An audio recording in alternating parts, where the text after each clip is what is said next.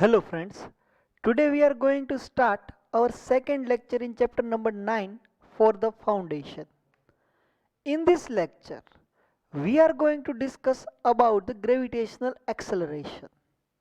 In our previous lecture, we have seen that what is the law of gravitation, what is the formula for gravitational force. Before going to discuss this lecture, let us revise a few formula that we have already seen. We know that if there are two masses, then the gravitational force acting between them is F is equal to G m1 m2 upon r square. This is the formula, right? Where G is the gravitational constant and its value is 6.67 into 10 raised to minus 11 Newton meter square per kilogram square. Suppose I am talking about earth and an object, means I have two objects. One is earth and another one is object that is at height h from the center of the from the height h from the surface of the earth. But that height is very small. So I can take that the height is re. Suppose I have any object m. See. Suppose this is the earth and I have one object over here. The mass of the object is small m, mass of the earth is me, and the distance between the earth and the object is re. So what is the gravitational force? Now the formula will be converted into F is equal to G me m upon re square. Hello, this is the formula. You know that if any object has mass m, means it has weight, and weight is equal to mg. So you can say that F is equal to mg. F is equal to this, F is, you can equate these two equation, you will get mg is g me m. If you want to object the g, then m G me upon re square. This is the formula for gravity, or you can say that gravitational acceleration. Here mass of the object is not there, mass of the earth is there. Means अगर आप हाथी की बात करें या चींटी की बात करें, आप एरोप्लेन की बात करें या छोटी सेफ्टी की बात, सबके अंदर ग्रेविटी कितना लगेगा 9.8 मीटर पर सेकेंड स्क्वायर. अगर आप यहाँ पे g की value 6.67 into 10 raise to minus 11 वाली पुट कर दे, mass of earth 6 into 10 raise to 24 kilogram put कर दे, radius of the earth 6400 kilometre put कर दे, और आंसर कैलकुलेट करोगे तो आएगा 9.8 मीटर पर square. Ultimately, in this formula, mass of object is not there. So you कोई भी ऑब्जेक्ट आप ले लीजिए, चींटी से लेके हाथी तक, सेफ्टी पिन से लेके बड़े बड़े बुलडोजर तक, सभी के अंदर ग्रेविटेशनल एक्सेलरेशन क्या होगा? अगर वो सारे अर्थ की सरफेस पे पड़े हैं तो उसके अंदर ग्रेविटी क्या रहेगा? 9.8 मीटर पर सेकेंड स्क्वायर रहेगा. यहां से मैं थोड़ी बातें चेंज करने जा रहा हूं कि भाई जो हम g की वैल्यू ले रहे हैं 9.8 मीटर पर सेकेंड स्क्वायर, वह भी कांस्टेंट नहीं है. g का वैल्यू 9.8 मीटर पर सेकेंड स्क्वायर ये तब तक ही सही है जब तक कि आप अर्थ की सरफेस पे है. मैं तो वहां तक बोल रहा हूं कि अर्थ की सरफेस पे भी यह सही नहीं है, उसमें भी वेरिएशन होता ही है. कैसे? मैं आपको बताता हूं. आप क्या समझते हैं कि अर्थ ऐसी परफेक्ट स्फेरिकल नहीं है? हमारी जो अर्थ है वो एग्जैक्टली स्फेरिकल नहीं है. पोल के साइड से वो थोड़ी दबी हुई है, इक्वेटर की साइड से वो थोड़ी फूली हुई है. मतलब कि आप थोड़ा डायग्राम बनाना चाहे अर्थ का तो थोड़ा ऐसा आता है, पोल के पास से वो थोड़ा दबा हुआ है, इक्वेटर के पास से वो थोड़ा फूला हुआ है। यहां पे देखिए ना, तो यहां पे रेडियस आर ई है, यहां पे भी रेडियस आर ही है, मतलब कि यहां पे 6400 किलोमीटर का डिस्टेंस है, तो यहां पे भी 6400 किलोमीटर का डिस्टेंस ही है, क्योंकि ये एग्जैक्टली स्फेरिकल है। लेकिन यहां पे ऐसा नहीं है। यहां पे क्या होता है, अगर ये आर ई है, अगर इक्वेटर के पास अर्थ का रेडियस आर ई है, तो पोल के पास वो आर ई से कम है। कितना कम है? 21 किलोमीटर जितना डिफरेंस आता है। अगर यहाँ पे 6400 किलोमीटर है, तो वह 6400 किलोमीटर से थोड़ा कम, मतलब उससे 21 किलोमीटर कम है। तो ये आर ई नहीं होगा, आर ई से भी छोटा होगा, यहाँ पे अलग कुछ रेडियस होगी, आर पी। आप ये बोल सकते हैं कि पोल, मतलब कि पोल साइड वाले एरिया की जो रेडियस है वह इक्वेटर वाले पोल साइड की जो रेडियस है वह इक्वेटर वाली रेडियस से कम है। जी का फॉर्मूला देखिए, उसके अंदर रेडियस डिनोमिनेटर में आता है। अगर रेडियस छोटी होगी तो जी का आंसर बड़ा आएगा, अगर रेडियस बड़ी होगी तो जी का आंसर छोटा आएगा। तो पोल के पास रेडियस कम है, इक्वेटर के पास रेडियस ज्यादा है, तो आप यहां से ये डिसीजन पे आ सकते हैं कि पोल के पास जो ग्रेविटेशनल एक्सेलरेशन होगा वही एक्सेलरेशन इक्वेटर के पास नहीं होगा। इक्वेटर के पास क्या होगा? वह कम होगा, पोल के पास ग्रेविटी का एक्सेलरेशन ज्यादा होगा, क्योंकि यह फॉर्मूला से हमें यह मालूम पड़ता है। हाँ, बहुत वेरिएशन नहीं होगा। अगर यहाँ पे 9.8 होगा तो यहाँ पे 9.787 ऐसा कुछ होगा, यहाँ पे 9.87 जितना होगा। तो बहुत ज्यादा वेरिएशन नहीं है, लेकिन वेरिएशन तो है। सो यहां से आपकी बात आती है कि आपके ग्रेविटेशनल एक्सेलरेशन में भी डिफरेंस आता है, उसमें भी चेंज आता है। जरूरी नहीं है कि आप सिर्फ अपना ऑब्जेक्ट अर्थ की सरफेस पे ही रखते हो। कोई कोई इंसान क्या करता है, ऑब्जेक्ट को थोड़ी हाइट पे रख देता है, मतलब कि हम देखो ना, हम अपने सैटेलाइट छोड़ते हैं तो सैटेलाइट अर्थ की सरफेस में नहीं रहते, वो अर्थ की सरफेस से बहुत दूरी पर ग्रेविटी का एक्सेलरेशन लगेगा। कोई कोई लोग क्या करते, जमीन में बहुत बड़ा गड्ढा डाल के उसके अंदर कोई ऑब्जेक्ट को रख देते, तो उसके अंदर भी ग्रेविटी में चेंज आता होगा। तो हमारा आज का इंटरेस्ट किस में है? My interest is to find out change in gravitational acceleration with height and with depth. My interest is find out the change in gravity with height. साथ साथ में मेरा इंटरेस्ट यह भी है to find out the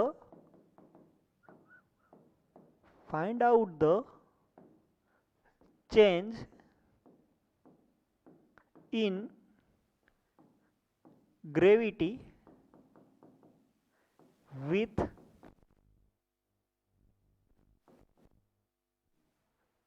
ये मेरा interest है। पहले मैं हाइट की बात कर देता हूं, ठीक है। सपोज कि ये अर्थ है, आपका ऑब्जेक्ट ये अर्थ का सेंटर है,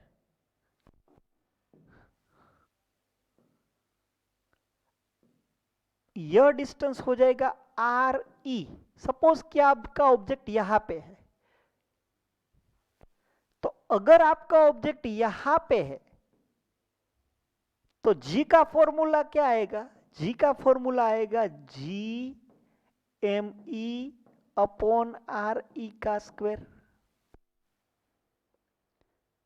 इसको मैं जी ऑफ ई बोल देता हूं। जी ऑफ ई मतलब क्या कि अर्थ की सरफेस पे इतना एक्सेलरेशन है। अगर मैं यहां पे चला जाऊं, यही ऑब्जेक्ट को मैंने बहुत बड़ी हाइट पे रख दिया, छोटी मोटी हाइट नहीं है, बहुत बड़ी हाइट पे रख दिया, तो ये हाइट हो जाएगी हमारी h। यहां पे ग्रेविटी चेंज हो जाएगा। अगर उस ग्रेविटी को मैं g ऑफ h बोलता हूं कि सर्टेन हाइट पे क्या ग्रेविटी, तो फॉर्मूला क्या बनेगा? फॉर्मूला तो यही g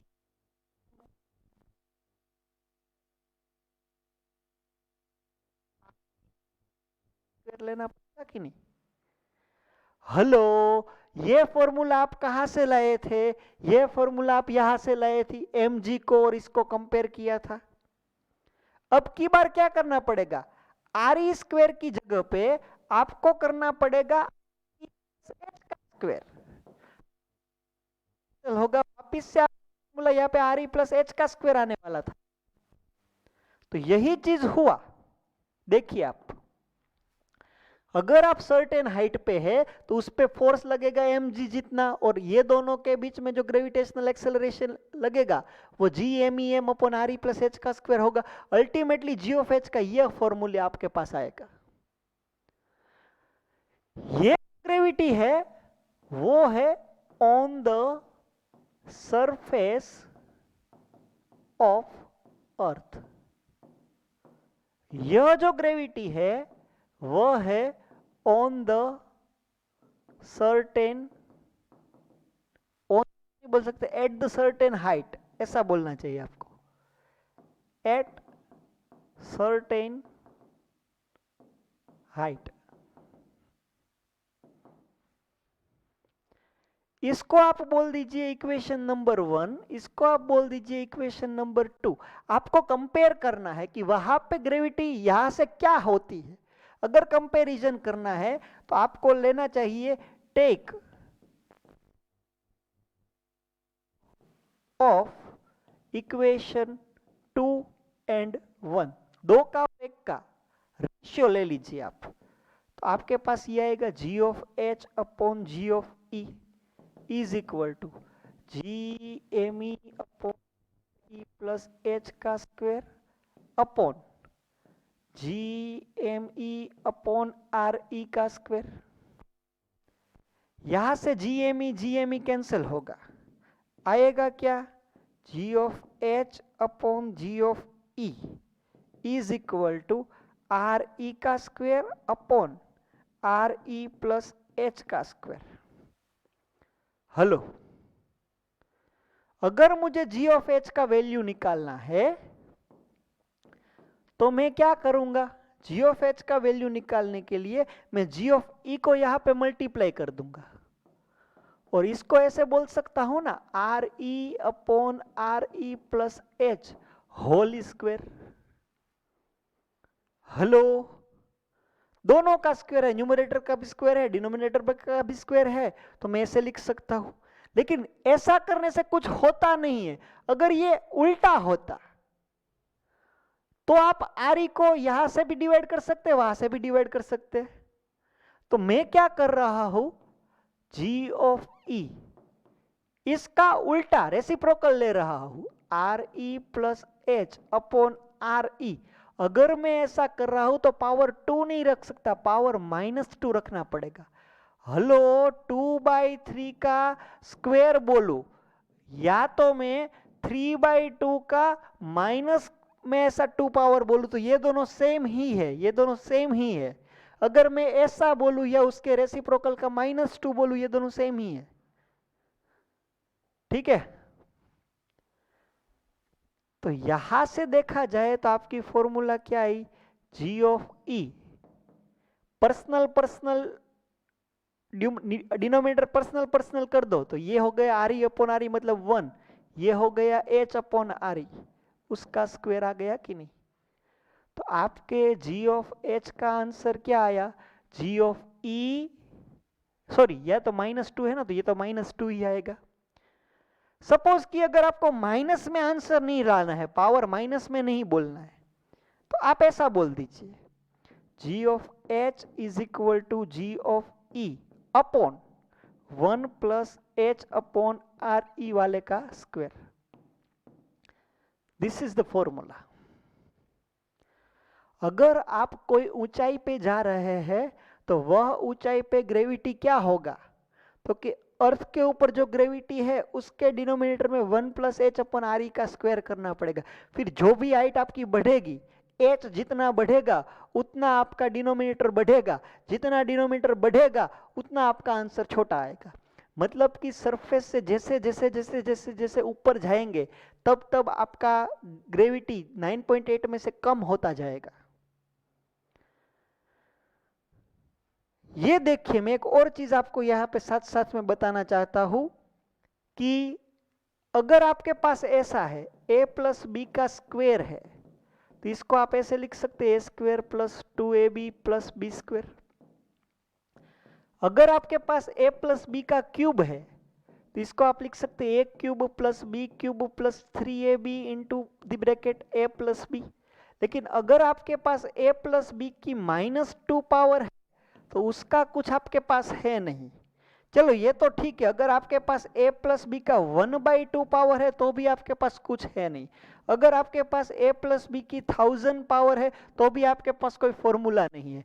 अल्टीमेटली a + b की पावर n होगी तो उसका कोई फॉर्मूला ही आपके पास नहीं है। 2 पावर या तो 3 पावर तक आपको एक्सपांशन आता है, उसके बाद आपको एक्सपांशन नहीं आता है क्योंकि उसकी कोई फॉर्मूला ही नहीं है। मैं बोल रहा हूं कि इसकी फॉर्मूला है। यह फॉर्मूला को बोलते हैं binomial theorem. Binomial theorem 11th science में मैथ्स के अंदर ये पूरा चैप्टर आता है, बाइनोमियल थ्योरम। मुझे आपको मैथ्स पढ़ाना नहीं है, मुझे ये फॉर्मूला भी आपको याद नहीं रखवानी है, लेकिन फिर भी अगर आप देखना चाहे तो a + b⁴n का एक्सपांशन होता कैसे है ना, उसके मैं कुछ स्टेप्स लिख रहा हूं। nc0 a⁴n b⁴0 c1 a⁻n−1 b⁴1 + nc2 a⁻n−2 b² + ... ncn a⁴0 b⁴n। ऐसा उसका एक्सपेंशन होता है इनफाइनाइट टर्म तक। फिर अगर यहाँ पे आपका पावर a + b का स्क्वायर आता है तो आपको ऐसे करना है 2c0 2 b⁴0 + 2c1 a⁴1 b⁴1 + 2c2 a⁴0 b²। ये चीजें आपको सारी मालूम में नहीं आएगी। फिर ये nc0 होता क्या है वो भी नहीं मालूम है। तो ये सारी माथापच्ची आप मत कीजिए, आप इतना याद रखिए, अगर आपका फॉर्मूला ऐसा है 1 + b⁴n 1 + b⁴n, अगर इतना फॉर्मूला है तो इसका एक्सपेंशन क्या होगा 1 + ये n अंदर आ जाएगा nb, ये होगा। एक्चुअली होता क्या है, कितने भी स्टेप्स क्यों ना हो, ये पहले 2 स्टेप ही काम के हैं, बाकी के स्टेप बहुत छोटे छोटे होते हैं। तो वो सारी छोटी छोटी वैल्यू को आप निग्लेक्ट कर देते, सिर्फ पहले 2 स्टेप रखते हैं। तो ये 1 + b⁴n का एक्सपेंशन तो बहुत बड़ा होना है, लेकिन उसके सिर्फ पहले 2 स्टेप ये है। ठीक है, तो यहां पे देखिए, यह फॉर्मूला आपके पास है g of h is equal to g of e 1 + h/r⁻²। इसका एक्सपेंशन कैसे होगा, 1 ऐसा ही ऐसा रहेगा, ये -2 आगे आ जाएगा, -2h/r⁻, ये हो गया, खत्म, बात खत्म। एक्सपेंशन होता कैसे है, अगर ये आपको सीखना है तो मैं पूरा बाइनोमियल सिखाऊंगा, अगर ये नहीं सीखना है तो सिर्फ इतना याद रखिए। ये भी मैं आपको बता सकता हूं और अच्छे तरीके से। सपोज आप बाइक के जा रहे हो और आपके ऊपर कोई एक बक्सा रखा हुआ है, सडनली ऐसा होता है कि आपने जस्ट ब्रेक मार दिया, कोई ऐसा काम पड़ा कि आपने जस्ट बाइक का ब्रेक लगा दिया, तो वो बक्से का क्या होगा, वो बक्सा आगे गिर जाएगा आपके। हेलो, तो ये वही हुआ ना, ये 1 + h/r का ऊपर -2, ये पूरा बक्सा है, सपोज कि आगे जाके ब्रेक लगाई तो ये बक्सा क्या हो गया, आगे आ गया, आगे आता है तो लेकिन ये वाले के पास आता है 1 माइनस 2h अपॉन आर, ये ऐसा ही रहता है। दूसरे स्टेप के पास ये बक्सा आ जाता है 1 माइनस 2h अपॉन आर। यहां पे भी वही हुआ ना, 1 plus B raise to N, ये बक्सा आगे आ गया 1 प्लस एन बी।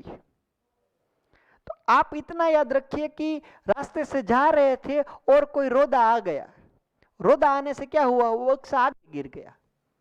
तो जब भी मैं बाइनोमियल थ्योरम की बात करूं तब आपको सिर्फ यही समझना है कि ये पावर आगे चला गया। अल्टीमेटली आपके पास दो फॉर्मूलाए हुए, ये पहला वाला फॉर्मूला, ये दूसरा वाला फॉर्मूला। ये फॉर्मूला ऑलवेज वैलिड है, लेकिन ये फॉर्मूला ऑलवेज वैलिड नहीं है। क्यों? क्योंकि इसमें पीछे आने वाले बहुत सारे स्टेप्स आप लोगों ने कट कर दिया।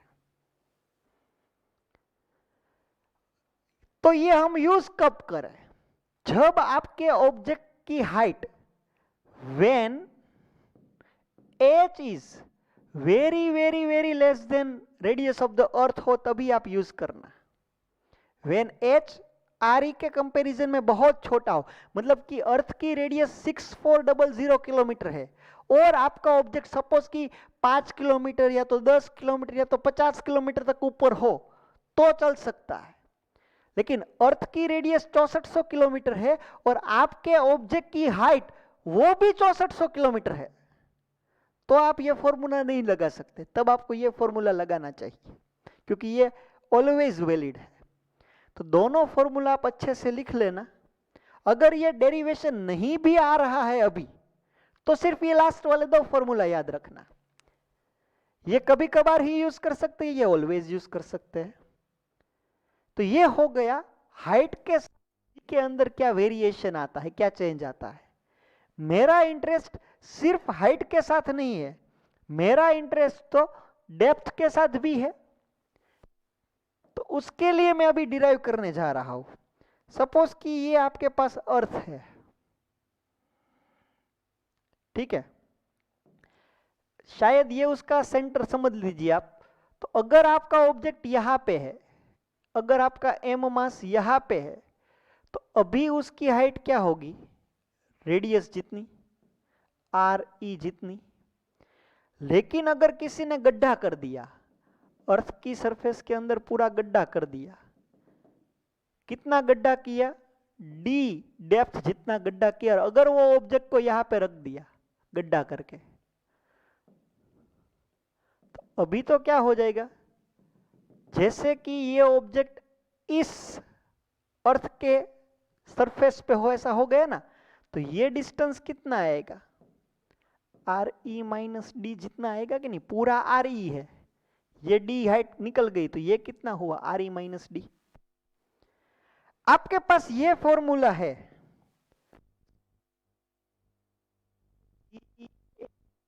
On are E square. अर्थ के मास की जगह पे आप ऐसा लिख सकते हैं ना, density of earth and volume of earth 4/3 pi R E cube upon R ई का स्क्वायर। तो यहां से आप ये भी लिख सकते हैं, आर ई स्क्वायर, एक एक आर ई स्क्वायर चला गया तो 4/3 pi G rho R E. ये हो गया अर्थ की सरफेस पे ग्रेविटी, ठीक है। आपको क्या निकालना है, कोई डेप्थ पे, कोई डी जितनी डेप्थ पे ग्रेविटी, तो फॉर्मूला सेम टू सेम रहेगा 4/3 पाई जी रो। अगर आपका ऑब्जेक्ट यहां पे है तो पूरा आर ई लेना है, अगर आपका ऑब्जेक्ट यहां पे है तो आपको इतनी हाइट लेनी होगी, तो ये हाइट क्या होगी, आर ई माइनस डी होगा कि नहीं। ये इक्वेशन 1 बोल दो, ये इक्वेशन 2 बोल दो। आप इक्वेशन 2 को इक्वेशन 1 के साथ डिवाइड कर दो, तब आपको कंपैरिजन पता चलेगा। डिवाइड इक्वेशन 2 विथ 1 तो होगा क्या, G of D upon G of E is equal to 4/3 pi G rho R E minus D upon 4/3 pi G rho R E. ये पूरा तो कैंसिल हो चुका है, तो जी ऑफ डी का आंसर क्या आना है, R E minus D upon R E. G of D upon G of ई का आंसर ये आना है। So ultimately ji of D upon G of ई, ये क्या आएगा, पर्सनल पर्सनल डिनोमिनेटर दे दो तो 1 minus D upon R e आएगा। ये मल्टीप्लाई कर दो तो जी ऑफ डी का फॉर्मूला आया g of e into the bracket 1 minus D upon R e. Hello, d की जगह पे जो भी डेप्थ वो डेप्थ आपको ले लेनी है। अगर आपको पूछा जाए कि ये फॉर्मूला ऑलवेज वैलिड है तो आपका आंसर होना चाहिए यस, ये ऑलवेज वैलिड है, क्योंकि यहां पे हमने कहीं पे भी बाइनोमियल थ्योरम का यूज ही नहीं किया है। देखो हमारा फॉर्मेट ऐसा ही आ गया जैसा उसमें आ रहा था,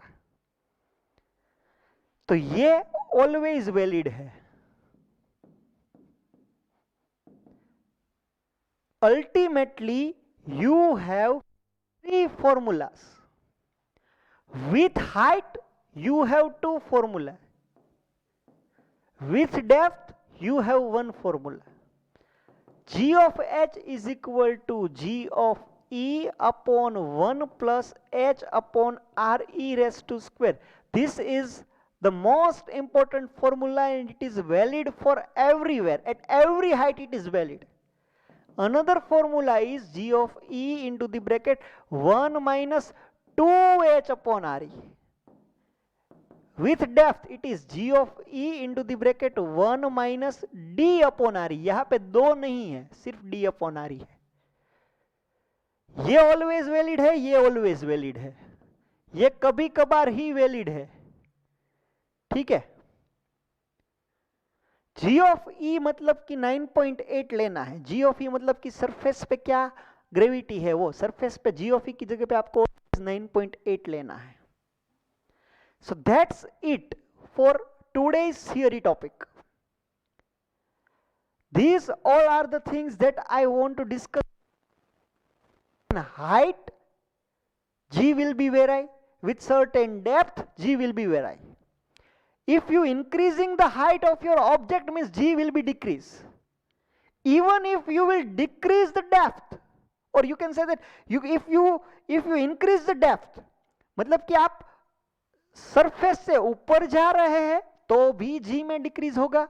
अगर आप सरफेस के अंदर अंदर जा रहे हैं तो भी D में डिक्रीज होगा। क्यों? क्योंकि D की वैल्यू जब जब जब जब बढ़ेगी तो आंसर 1 माइनस वाला बड़ा हो जाएगा। 1 माइनस वाला आंसर बड़ा हो जाएगा तो वो स्टेप छोटा आएगा। वो स्टेप छोटा आएगा तो आप जी ऑफ ई को बहुत छोटी वैल्यू के साथ मल्टीप्लाई कर रहे हैं, एक से भी कम वाली वैल्यू के साथ मल्टीप्लाई कर रहे हैं। मतलब कि क्या आएगा कि आपका आंसर बहुत छोटा हो जाएगा। एक से भी छोटी वैल्यू नहीं होगी, ये कुछ वैल्यू होगी। 1 माइनस समथिंग करोगे तो कुछ आंसर आएगा। मतलब कि आप कंक्लूजन देखिए क्या आता है। आप अर्थ की सरफेस पे हो तो ग्रेविटी 9.8 है, अगर आप ऊपर जाओगे तो ग्रेविटी डिक्रीज होगी, 9.8 में से कम कम कम कम होता जाएगा। अगर आप ऊंचाई पे जाएंगे मतलब कि डेप्थ में जा रहे हैं तो भी जी के अंदर डिक्रीज ही आएगा, डिक्रीमेंट ही आएगा। सरफेस पे ही हाईएस्ट ग्रेविटी रहता है 9.8। तो ये तीन फॉर्मूला आपके आज के लेक्चर के लिए बहुत ही इंपॉर्टेंट है। वन बाय वन हम देखते जा रहे हैं कि मॉड्यूल के अंदर क्या थियरी दिया हुआ है। Variation in value of acceleration due to gravity. The value of acceleration due to gravity varies from place to place at the surface of the earth and also we go above the surface of the earth. अर्थ की surface पे भी वो same नहीं है, आप above जाए या below जाए तो भी ये सेम नहीं है। शेप की बदौलत देखिए तो आप पोल के पास इक्वेटर के पास से ज्यादा ग्रेविटी, अभी मैंने आपको बताया 21 किलोमीटर का रेडियस में थोड़ा चेंज है। इक्वेटर के पास रेडियस ज्यादा है, 21 किलोमीटर ज्यादा है। फिर हाइट के साथ क्या होता है, तो ये दोनों फॉर्मूला में से अल्टीमेटली आप ये फॉर्मूला तक पहुंचते हैं, या तो ये या तो ये। यहाँ पे बाइनोमियल एक्सपेंशन किया हुआ है, ये समझ में आए तो ठीक है, अदरवाइज आप ये दोनों फॉर्मूला ही सिर्फ याद रखना। A particle weighs 120 Newton on the surface of the earth. At what height above the earth's surface will its weight be 30 Newton? Radius of the earth is 600 kilometer. See, ultimately you have three formula. अगर height की बात कर रहे हैं तो ये दो formula ही है, ये दो में से कौन सा चूज करे वो आपके ऊपर है। देखो, अगर वेट में बहुत बड़ा वेरिएशन हो रहा है तो आप दूसरी वाली ये फॉर्मूला इस्तेमाल नहीं कर सकते, आपको यही फॉर्मूला इस्तेमाल करनी चाहिए। यहां पे देखिए, पहले वेट क्या था, वेट मतलब क्या, mg, और मास तो कभी डिक्रीज या इंक्रीज नहीं होता है, वेट इंक्रीज या वेट डिक्रीज होता है। तो आप देखिए, आपके एक ऑब्जेक्ट का अर्थ के सरफेस के ऊपर 120 न्यूटन का वेट बता रहा है, वही वेट अमुक हाइट पे, कुछ हाइट के ऊपर वही वेट 30 न्यूटन हो जाता है। तो अगर आप दूसरा वाला इक्वेशन यूज करेंगे ना तो ये गलत हो जाएगा। आपको यही फॉर्मूला यूज करना चाहिए, g of h is equal to g of e upon 1 plus h upon R E raise to square. Sir इसमें तो वेट की बात की है, आपने ग्रेविटी वाला फॉर्मूला क्यों सिलेक्ट किया, आपको कहा बताया है कि ग्रेविटी में चेंज हो रहा है, आपको तो वेट में चेंज। अरे भैया, इसके साथ में मास लगा दूं तो ये क्या हो गया, अर्थ की सरफेस से अमुक हाइट पे जो वेट होगा वो, ये क्या हो गया, अर्थ की सरफेस पे जो वेट होगा वो, अर्थ की सरफेस पे वेट कितना है 120, सर्टेन हाइट के ऊपर वेट कितना है 30 newton upon 1 plus H upon R E raise to square. आपको हाइट निकालना है तो उसको सब्जेक्ट करने की कोशिश कीजिए, 1 प्लस एच अपॉन आर ई का square is equal to 120 divided by 30, 0 will be cancelled, so ultimately 1 plus h upon r e का square that is 4, ultimately square root निकालोगे तो 1 plus h upon r e will be 2, so ultimately h upon r e is equal to 2 minus 1 means 1, ultimately h is equal to r e। इसका मतलब समझिए, ये अर्थ था, centre से आप R E distance पे ऑब्जेक्ट था, तब उसका वेट बता रहा था 120 न्यूटन। आप और आर ई जितना ऊपर जाइए, ये हाइट क्या ले लीजिए, ये हाइट भी आप आर ई जितनी ले लीजिए, और यहां आके आप उसका वेट करोगे ना तो ग्रेविटी क्या हो गया, फोर्थ पार्ट हो गया। अगर यहाँ पे ग्रेविटी g है तो यहाँ पे ग्रेविटी g/4 हो गया होगा, तभी जाके उसका वेट उसको 30 न्यूटन बता रहा होगा ना। हेलो, शायद यह भी क्वेश्चन आ सकता है कि अर्थ की सरफेस पे ग्रेविटी g है, आप कौन सी हाइट पे जाओगे तो ग्रेविटी फोर्थ पार्ट हो जाएगा, या तो 1/4 टाइम्स ग्रेविटी अर्थ की सरफेस पे हो जाएगा, तो आपको वो हाइट कौन सी लेनी है, आर ई जितनी लेनी होगी। वेट के साथ भी क्वेश्चन आ सकता है, एक्सेलरेशन के साथ भी क्वेश्चन आ सकता है, तो आप कौन सा फॉर्मूला यूज करें उस पर ज्यादा फोकस रहिएगा। ये क्वेश्चन जो हमने सोल्व किया वो हो गया है। ये देखिए, at what height above the earth's surface the acceleration due to gravity will be 1/4 of its value। देखा देखा, मैंने बोला था ना कि ऐसा भी क्वेश्चन आ सकता है। देखिए, हमारा चुरा लिया उन लोगों ने, अभी जो हमने बातें की ये क्वेश्चन उन लोगों ने चुरा लिया। ये बोल रहे हैं कि कौन सी हाइट पे जाओगे तब ग्रेविटी का एक्सेलरेशन फोर्थ पार्ट हो जाएगा, तो आपको कौन सी हाइट पे जाना होगा, आर ई जितनी हाइट पे ही जाना होगा। मतलब कि आप सरफेस पे हो तो सरफेस से आपको 6400 किलोमीटर और ऊपर जाना होगा, तो इसका आंसर आएगा 6400 किलोमीटर, 6400 किलोमीटर। यहां पे जो सॉल्यूशन दिया है ना इन लोगों ने, वो बहुत ही गलत दिया है। उन लोगों ने यह फॉर्मूला यूज कर ली, ये आप कर ही नहीं सकते, क्योंकि इसके अंदर तो बहुत बड़ा वेरिएशन है, तो ये फॉर्मूला चल ही नहीं सकता है। आपको क्या करना होगा, आपको यही फॉर्मूला यूज करना होगा, लेकिन यह फॉर्मूला में मास नहीं लगाना है। हेलो, आपका आंसर ये आना चाहिए, जी ऑफ एच क्या करना है, जी ऑफ ई का फोर्थ पार्ट करना है ना। आपको जी ऑफ एच चाहिए क्या, जी ऑफ ई का फोर्थ पार्ट चाहिए, ये दोनों कैंसिल हो गए। So ultimately 1/4 is equal to 1/1 plus H upon R E raise to square. ये यहाँ चला गया, ये यहाँ चला गया। 1 प्लस एच अपॉन आर ई का square it is equal to 4। अगर स्क्वायर रूट निकालोगे तो 1 plus H upon R E is equal to 2। अगर आप यहाँ से एच अपॉन आर ई निकालोगे तो वो हो जाएगा 2 - 1, so H is equal to R e. So ये आंसर आना था आपका। आप यह सॉल्यूशन सोल्व प्रॉब्लम 13 के अंदर लिख देना। सोल्व प्रॉब्लम 13 ही है ना, हाँ, इसके अंदर ये वाला सॉल्यूशन लिखना। ये फिगर उसकी नहीं है भाई, ठीक है। मॉड्यूल के अंदर जो दिया है वो आप कैंसिल कर देना।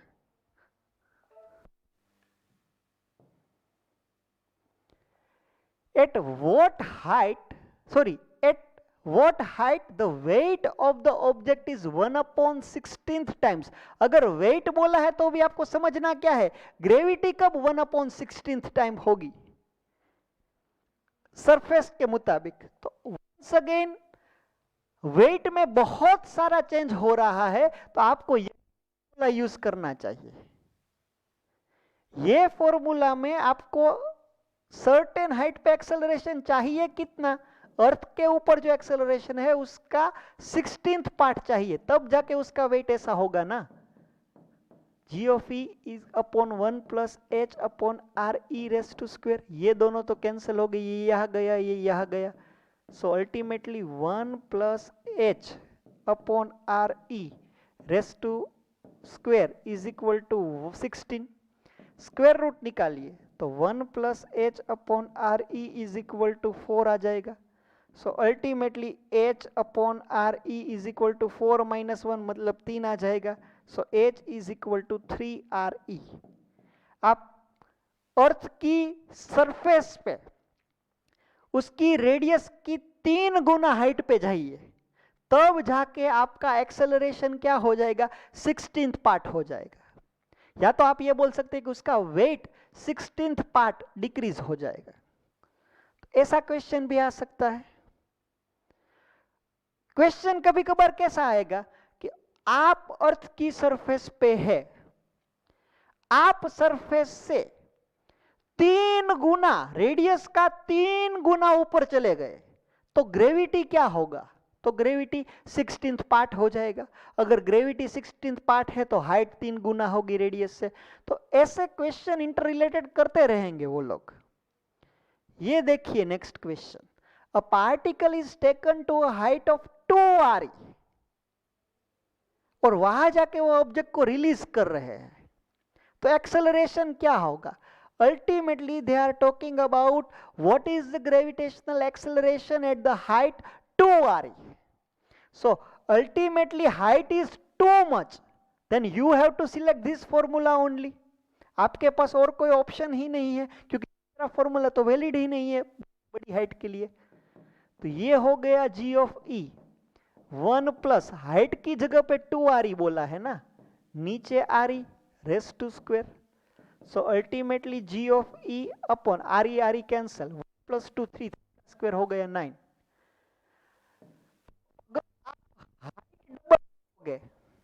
ग्रेविटी 9th पार्ट हो रहा है।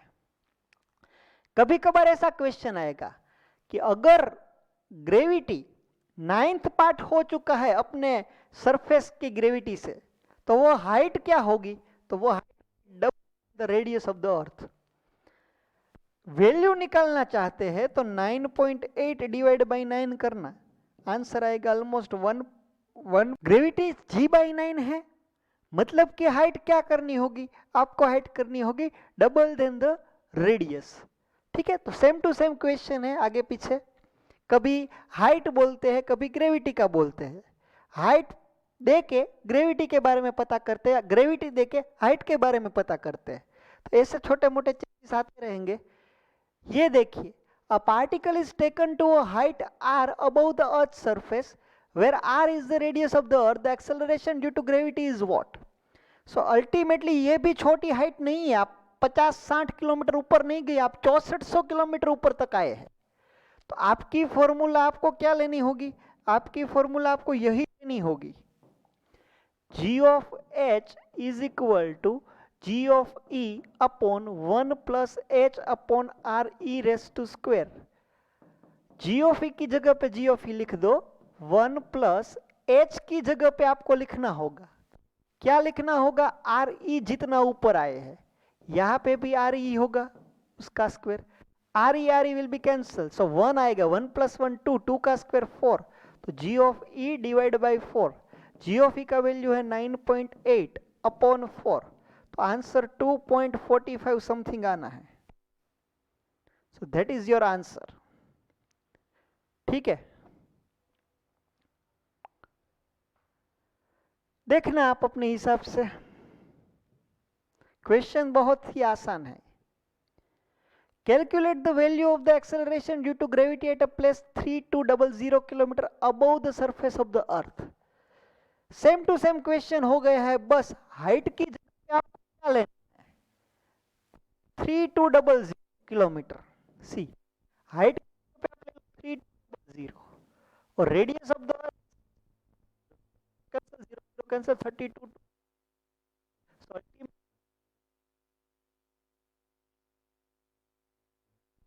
1 + 1/2 मतलब कि 2 + 1 3/2, 3/2 का स्क्वायर 9/4, तो 4 ऊपर चला जाएगा, 3/2 मतलब 9/4, 9/4 जी ऑफ ई, ये आपका आंसर होगा। ये 4 जी का वैल्यू है 9.8 डिवाइड बाई 9, 9.8 डिवाइड बाई 9 अभी हमने किया था 1.1 जितना आता है, 1.1 इंटू 4, तो आंसर इज 4.4 मीटर पर सेकेंड स्क्वायर। देखो ये कैलकुलेशन पार्ट मैं कितनी स्पीड से करता हूं वो आप मत देखिएगा, क्योंकि मेरे को शायद मालूम रहता है ये सारी चीजें, आप पहली बार कर रहे हैं तो आपको थोड़ी तकलीफ होगी इसमें। आप कैलकुलेटर का इस्तेमाल कीजिए, थोड़ी आराम से प्रोसीजर करिए, हर एक स्टेप करिए, तो आपको ये आंसर सही ही आना है। अगर यहां से यहां कैसे पहुंचे उसमें दिक्कत है तो वो दिक्कत नहीं है, ये फॉर्मूला क्यों लगाए ये समझ में नहीं आ रहा है तो वो दिक्कत है आपके लिए। सो आपके जी ऑफ एच का आंसर तो यही ही आना चाहिए। ठीक है, सॉल्यूशन आप अपने हिसाब से लिखना। The acceleration due to gravity near the moon's surface is what? As you are in standard 9th, so you most probably you will know that moon acceleration of the moon is the 6th part of the acceleration of the earth। ऐसे कोई कोई question भी आते हैं कि अर्थ पे मेरा wait 120 kilogram है तो मून पे मेरा वेट क्या होगा, सो 120 डिवाइड बाई 6 में 20 किलो का लगूंगा उधर। अर्थ के ऊपर में 120 किलोग्राम मेरा वेट है तो मून के ऊपर वो वेट हो जाएगा मेरा 20 किलोग्राम। આમ કેટલી મજા આવે નહીં, તમને તો એમ જ થતું હશે ને કે આ બધા મારા બેટાએ જીમ ખોલીને રાખ્યા છે, એ બધા શું કામ ખોલીને રાખ્યા છે, એની કરતા એક ધક્કો ચંદ્ર ઉપર જી આવતા હોય તો મોટા વેઇટ ચેન્જ થાય, માસ ચેન્જ ના થાય। તમારું બોડી જેવું હોય એવું ને એવું જ બોડી ત્યારે, જસ્ટ ખાલી વજન કાંટામાં 20 કિલોગ્રામ બતાડે, કારણ કે એ લોકોનું ગ્રેવિટી જી બહુ છઠ્ઠા ભાગનું હોય અહીંયા કરતા, એટલા માટે। તો પછી આ બધા જીમ વાળા ની બધા ખુલી ગયા ને ઠેક ઠેકાણી બધા બંધ જ થઈ ગયા હોત, છાપામાં એડવર્ટાઇઝ કેવી આવત, વજન ઘટાડો માત્ર એક ધક્કામાં, સવારે ચંદ્ર ઉપર ચાલો, રાત્રે ચંદ્ર પરથી પાછા આવો અને તમે જુઓ 100 કિલોનો ફેરફાર। આવું કાંઈ ન થાય મોટા, માસ કોઈ દી ઇન્ક્રીઝ ડિક્રીઝ ન થાય, માસ ઇન્ક્રીઝ ડિક્રીઝ કરવા માટે તો તમારે એક્સરસાઇઝ જ કરવી પડે। તો માસ ઇન્ક્રીઝ કે ડિક્રીઝ થાય. બાકી વેઇટ થઈ શકે, કારણ કે વેઇટનું ડિપેન્ડન્સ કોના ઉપર છે? ગ્રેવિટી ઉપર. પ્લાનેટે ગ્રેવિટી અલગ અલગ હોય. ઇવન એક પ્લાનેટ ઉપર ગ્રેવિટી અલગ અલગ હોય. તો મૂન ઉપરની ગ્રેવિટી જે છે એ અર્થ ઉપરની ગ્રેવિટી કરતા 6th પાર્ટની છે, 1/6 of the earth surface. So answer she is correct. ઠીક છે. આ જે વાત કરી હતી ને મેં તમને કોની સાથે? ડેપ્થ સાથે કીધી હતી. તમે અર્થની સરફેસથી અમુક ડી જેટલી ડેપ્થ પર જાઓ છો તો તમારું ફોર્મ્યુલા આ બને છે, g of d is equal to g of e into the bracket 1 minus d upon re. The depth d at which acceleration due to gravity becomes 1 upon 4 times the value at the surface. So you have one formula, g of d is equal to g of e 1 minus d upon re. They are talking, you want 1 upon 4th times the acceleration of earth at which depth? So it is 1 upon 4 g of e is equal to g of e 1 minus d upon re. G of e will be cancelled out. So 1 by 4 is equal to 1 minus d upon re. Simplify this term, you will get d upon re is equal to 1 minus 1 by 4. So ultimately d upon re is equal to 3 by 4. So ultimately depth is 3 by 4 re. आपको अर्थ की radius का 3/4 जितना नीचे जाना होगा surface से, तब जाके आपको ग्रेविटी में इतना चेंज मिलेगा, 1/4 टाइम्स इतना.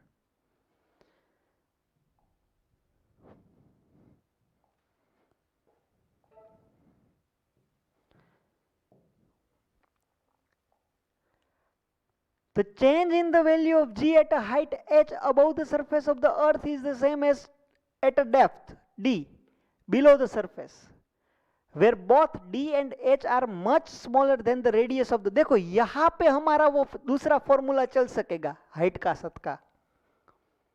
यहाँ पे क्या बोला है? Height is very small compared to the radius of the earth. It means you can apply the second formula. They are saying that you will get the same gravity at some height and at some depth. So what is the relation between depth and height? Gravity at certain height h is equal to gravity at certain depth d. ये दोनों same है. तो height वाले का formula क्या था? g of e into the bracket 1 minus 2h upon re. यहाँ पे क्या फॉर्मूला था? g of e into the bracket 1 minus d upon re. g of e will be cancelled. So 1 minus 2h upon re is equal to 1 minus d upon re. Plus 1 इधर आएगा तो minus 1 हो जाएगा, plus 1 cancel. upon re is equal to minus d upon re. Minus minus upon re is equal to d. re will be cancelled. So ultimately d is equal to 2h is the relation depth and height. आप बात समझिए ये कहना क्या चाहते हैं. अगर आप अर्थ की सरफेस पे हो तो आपका ग्रेविटी g होगा. वह ये बोल रहे हैं कि आप यहां से 10 किलोमीटर नीचे जा रहे हैं और सपोज कि इतना नीचे जाते वक्त आपको ग्रेविटी मिला जी डैश, तो उतना ही ग्रेविटी ऊपर कब मिलेगा? ऊपर आपको मिलेगा 20 किलोमीटर ऊपर जाने के बाद जी डैश मिलेगा. नीचे बहुत जल्दी जल्दी जल्दी वेरिएशन होता है, ऊपर इतना जल्दी जल्दी वेरिएशन नहीं होता है. ठीक है, तो ये बात आप समझना. d is equal to 2h का मतलब क्या हुआ.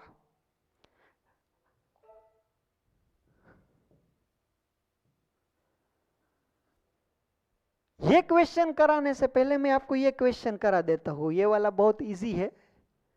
Suppose the earth shrinks such that its radius decreases to the half of the present value। अगर अर्थ ऐसे श्रिंक हो गई, मास कांस्टेंट रहता है लेकिन रेडियस उसका हाफ हो गया पहले से, तो एक्सेलरेशन में क्या चेंज आएगा? एक्सेलरेशन की फॉर्मूला क्या है? G M upon R E square. अभी क्या हुआ? जी डैश हो जाएगा। मास तो वही रहना है लेकिन नई रेडियस क्या आ जाएगी? आर ई डिवाइड बाई 2 आ जाएगी ना।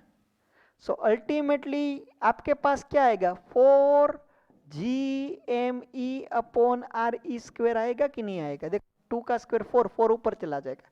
सो अल्टीमेटली ये तो 4 जी हो जाएगा ना। तो आपका नया ग्रेविटी क्या आएगा? पहले वाले ग्रेविटी से 4 गुना ज्यादा आएगा। अगर ये 9.8 है तो 9.8 का 4 टाइम करना, 39 पॉइंट समथिंग आंसर आएगा।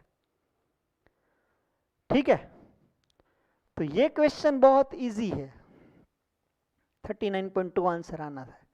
अभी मैं आपको ये क्वेश्चन करा रहा हूं, एक बार बहुत अच्छे से आप पूरा डेटा पढ़ लीजिए। आपके पास 1 मिनट का वक्त है, आप अच्छे से डेटा पढ़िए। If the radius of the earth suddenly decreases to 60% of the present value, mass is constant, what would be the percentage change in the magnitude of the gravitational acceleration on the surface of the earth? We are saying that you have to find out the percentage change in gravity. See, this term is new for you. मैंने कराए हैं पहले भी, ऐसे 2-3 question आगे कराए हुए हैं, लेकिन एक बार वापस से समझा देता हूं। अगर आपकी 50 मार्क की टेस्ट है और आपको मिलते हैं 40 मार्क्स, तो आपके परसेंटेज कितने हुए? तो आप ये बोलोगे ना कि 50 मार्क की टेस्ट में से मुझे 40 मार्क्स आए, तो 100 मार्क की टेस्ट होती तो मुझे कितने मार्क्स आते? तो 100 into 40 divide by 50, 50 0 0 cancel, 5 2 10, 40 into 2 80% marks आपको मिले। अगर मेरा क्वेश्चन ये होता तो कि आपके मार्क्स के अंदर कितना परसेंटेज डिक्रीमेंट हुआ, तो आप क्या करते? अगर मेरी टेस्ट 50 मार्क्स की है तो मुझे 10 मार्क्स कम मिले, 50 मार्क्स की टेस्ट में से 10 मार्क्स कम मिले। अगर टेस्ट 100 मार्क्स की होती तो मेरे को कितना मार्क्स कम मिलता? तो 100 into 10 divide by 50, ultimately you will get 20%. Hello, percentage चाहिए तो आपको क्या मिला? 20% आपके मार्क्स कम आए। आपके 80% आए या तो 20% कम आए, दोनों सही है। यहां पे क्वेश्चन यही है, what would be the percentage change? कितने प्रतिशत कम या तो कितना प्रतिशत ज्यादा हुआ, मतलब आपको परसेंटेज चेंज देना है।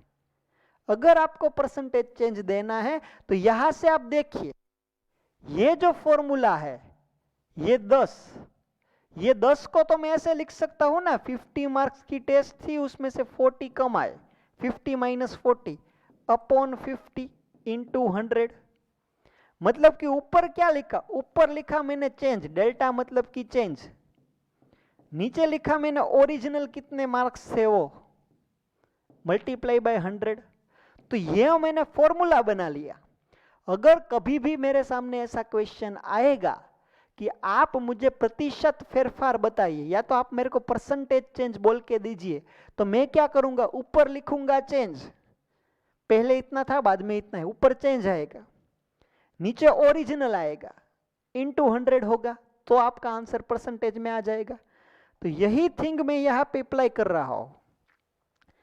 सिचुएशन ये है, सपोज कि ये अर्थ है, तो अभी ये अर्थ की रेडियस सपोज कि आर ई जितना है, अचानक से अर्थ श्रिंक हो गई,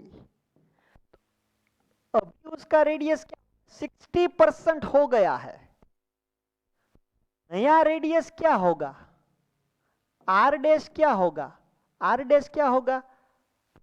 आर डैश आपका हो जाएगा 60% ऑफ आर ई, मतलब कि 60 into 100, sorry 60% of R E का मतलब क्या है 60 into R E divide by 100, 0 0 cancel, ये हो जाएगा 0.6 आर ई। तो अभी आपकी नई रेडियस क्या हो गई, ये जब अर्थ थी तब उसका मास एम ई था, मास अभी भी एम ई ही है, ये मैं नहीं बोल रहा हूं, ये लोग बोल रहे हैं, मास इज कांस्टेंट, सेम मास। अचानक से कुछ ऐसा होता है कि अर्थ श्रिंक हो जाता है। Now R dash becomes 0.6 R E raise to square, so ultimately this will be G M E upon 0.6 का square 0.36 into R E square. This GME upon RE square is nothing but the G. Hello. So ultimately G dash is equal to G upon 0.36. You want to find out the percentage change. Means ultimately you want to do this. Delta G upon original G into 100 is equal to what? This you want to find out, because after doing that you will get the percentage change in the G. Delta G means what?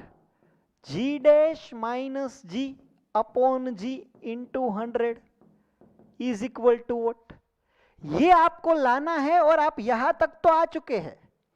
Ultimately आपके पास ये आ गया G dash upon G is equal to 1 upon 0.36, मतलब कि 100 divide by 36। आप ये बात समझिए, अगर मेरे पास 10 अपॉन 20 हो या 30 अपॉन 60 हो, सॉरी ये तो ठीक है मैं ऐसे ले रहा हूं, मैं अगर मेरे पास 20 अपॉन 10 हो या तो 60 अपॉन 30 हो, तो ये दोनों सेम ही हुए कि नहीं हुए, क्योंकि 10 2s are 20, 30 2s are 60, ultimately 2 is equal to 2. Now what I am doing, 20 minus 10, numerator में से डिनोमिनेटर सब्सट्रैक्ट कर रहा हूं, नीचे में ऐसे ही 10 लिख रहा हूं, जो था वही डिनोमिनेटर, यहां पे भी वही करता हूं कि 60 में से 30 सब्सट्रैक्ट करता हूं और नीचे 30 का 30 ऐसे ही लिख रहा हूं। अभी देखो ये दोनों सेम है कि नहीं, 20 minus 10 means 10, 10 by 10 is 1, 60 minus 30 is 30, 30 by 30 is 1, so अभी भी ये सेम ही है। तो अगर मेरे पास G dash upon G is equal to 100 upon 36 है, इसको मैं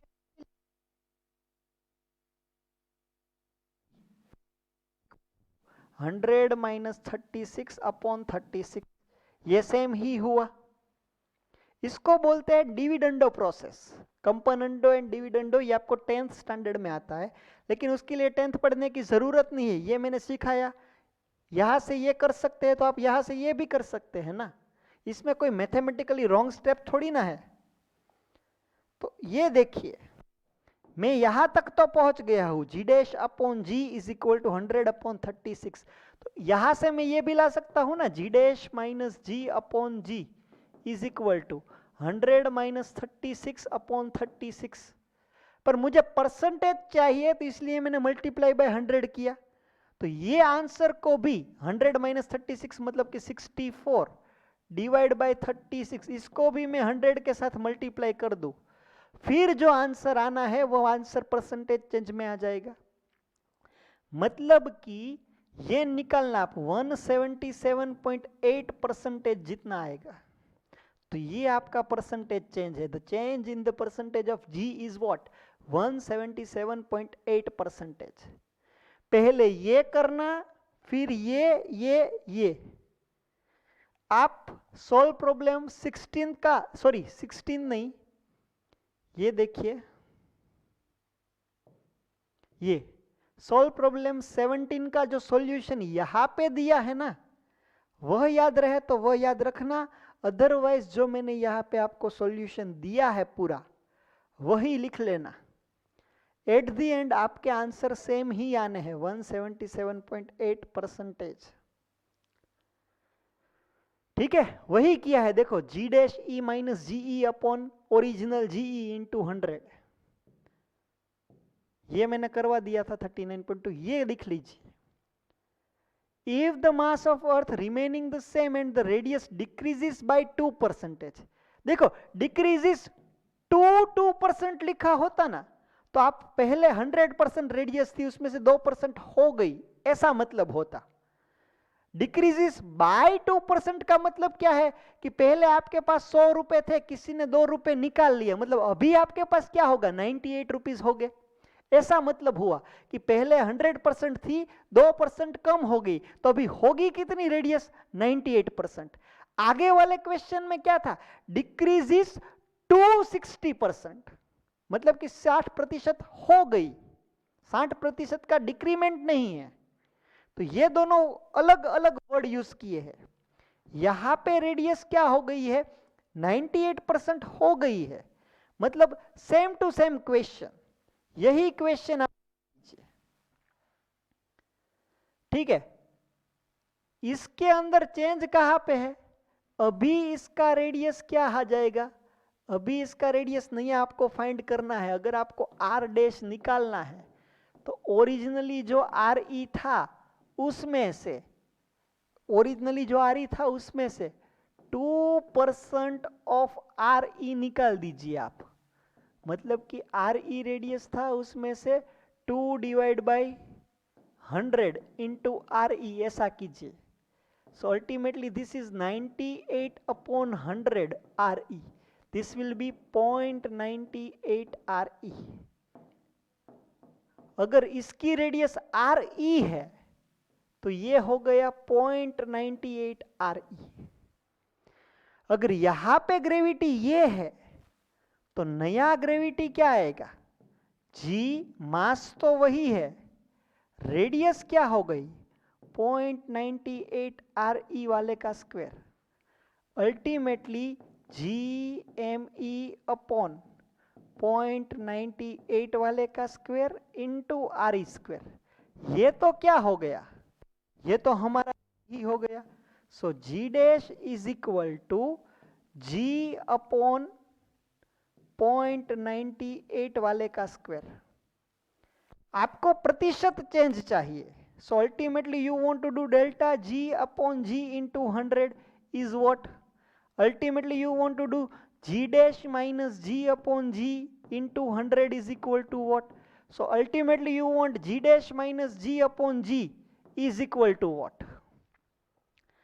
तो यहां से आप देखिए जी dash upon ji is equal to 1 upon 0.98 वाले का स्क्वायर करना होगा।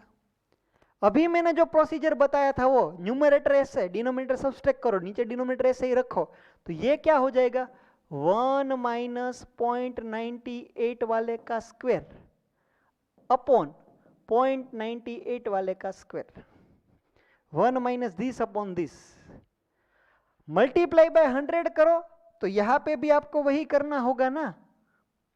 देखिए 1 माइनस 0.98 वाले का स्क्वायर अपॉन 0.98 वाले का स्क्वायर, जो भी आंसर आता है उसमें 100 मल्टीप्लाई कर दो, आपका आंसर 4% आएगा ऑलमोस्ट। आप एक बार वीडियो थोड़ा थोड़ा रिवाइज करके दोनों क्वेश्चन एक बार अच्छे से समझ लेना, तो आपको ये इतने कठिन नहीं लगेंगे। पहली बार है तो लास्ट के जो 2 क्वेश्चन है वो थोड़े परसेंटेज चेंज वाले हैं तो आपके लिए हार्ड हो सकते हैं, अदरवाइज ये 2 क्वेश्चन के अलावा बाकी सारे क्वेश्चन बहुत ही आसान है। आपके पास जस्ट 3 फॉर्मूलाएं थी, जिसमें हाइट के साथ 2 फॉर्मूलाएं थी, डेप्थ के साथ 1 फॉर्मूला थी, वो सारी फॉर्मूला याद रख के बाकी सारे क्वेश्चंस करने हैं। So we are stopping over here, you can note down your homework from the slide. So that's it from today's lecture. Jai Hind, Jai Bharat, Astu. Thank you.